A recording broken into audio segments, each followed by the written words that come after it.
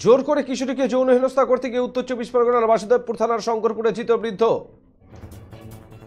পাড়ার এক কিশোরীকে ঘরে এনে যৌন নির্যাতন চালানোর অভিযোগ উঠেছিল এক বৃদ্ধের বিরুদ্ধে। পাড়ার যুবকরা বেশ কিছুদিন ধরে বৃদ্ধকে হাতে নাতে ধরার প্ল্যান করছিল। মঙ্গলবার সকালে বৃদ্ধের ছেলে ও বৌমা বাড়িতে বেড়াতে যায়। তখনই পাড়ার যুবকদের সন্দেহ জাগে এদিন বৃদ্ধ কুকর্ম করতে পারে। এদিন সন্ধ্যে পাড়ার মৃদু মানসিক ভারসাম্য কিশোরীকে নিয়ে নিজের ঘরে ঢোকে ৭০ বছরের বৃদ্ধ মোহাম্মদ শরীফ।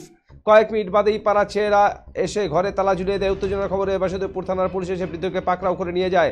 ঘটনার খবর পেয়ে শঙ্করপুরে আসেন সিপিএম নেত্রী গার্গী চ্যাটার্জি। ঘটনায় অভিযুক্তকে দৃষ্টান্তমূলক শাস্তির দাবিতে সরব হন তিনি। ব্যারাকপুর ১ নং পঞ্চায়েত সমিতির কর্মাধ্যক্ষ বলরাম সাঁতরা বলেন, খবর পাওয়া মাত্র ঘটনাটি বাসুদেবপুর থানাকে জানান।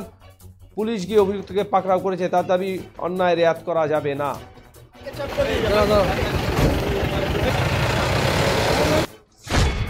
ঘটনাটা হলো আজ থেকে ৬ মাস ওরা ওই মেয়েটা নিয়ে ঘরে ঢোকায়।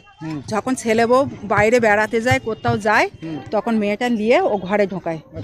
ঘরে ঢুকে এরা ফলো রাখে, আমাদের কয়েকটা ছেলে পিলে ফলো রাখে।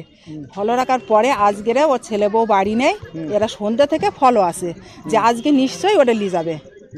তখন এবার এরা ছেলে পিলে ফলো রাখা যে ঘরে ঢুকিয়েছে, কিছু করতে পারিনি, ওরা যে ঘরে ঢুকিয়েছে তখন এরা লে তালা মেরে দিয়েছে। মেয়েটার এবার বার করে দেখে মেয়েটার জামা টামা পুরো ভিজে, লোকটা দাঁড়িয়ে আছে ভয়তে ঠকঠক করে কাঁপছে। যখন এবার যে প্রথম ঢুকেছিল তারে বলছে, পুলিশ টুলিশ কিছু করবি না, আমাকে তোরা সমাধান করে মিটিয়ে দে। একটি মেয়ে যার একটু মানসিক সমস্যা আছে, সেই মেয়েটিকে ৬৮ বছরের একটা মানে কী বলবো শয়তান, এরা সমাজের কলঙ্ক, লজ্জা, মেয়েটির ওপর অত্যাচার চালিয়েছে। এই ঘটনা শুনে আমি আসলাম এবং পুলিশ নাকি নিয়ে গেছে শুনলাম।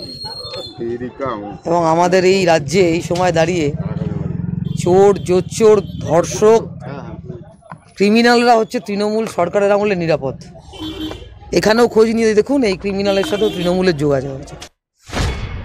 না, আমার কাছে খবরটা আসার সাথে সাথে আমি জানি না অ্যাকচুয়াল কী হয়েছে।